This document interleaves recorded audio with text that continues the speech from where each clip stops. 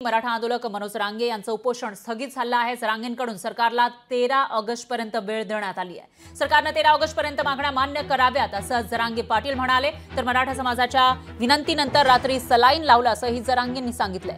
Saline लावून उपोषण करण्यात अर्थ काय असं म्हणत जरांगेंनी आपण उपोषण स्थगित करत असल्याचं जाहीर केलं।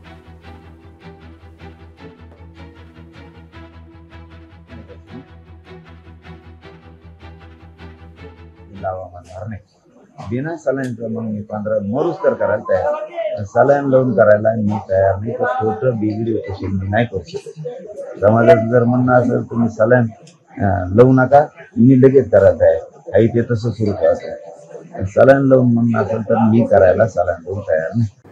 की मनोज पाटील जरांगे साहेबांना सरकारने जे आश्वासन दिलेलं आहे त्याच्यापासून सरकार मागे हटणार नाही। ते कायद्याच्या फ्रेममध्ये चौकटीत बसणार कसं करायचं ह्याच्यासाठी डे टू डे आढावा त्याचा फॉलोअप मी स्वतः मराठा आरक्षण मंत्रिमंडळ उपसमितीचा सदस्य म्हणून घेतोय आणि म्हणून माननीय मनोज पाटलांनी सुद्धा याच्यासाठी सरकारला सहकार्य करावं।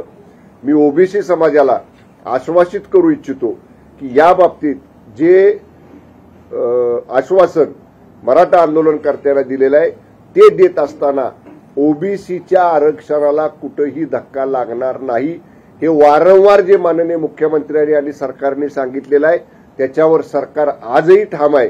त्यामुळे दोन समाजामध्ये तेढ निर्माण होणार नाही याची दक्षता महाराष्ट्रातल्या सर्वच घटकांनी या ठिकाणी।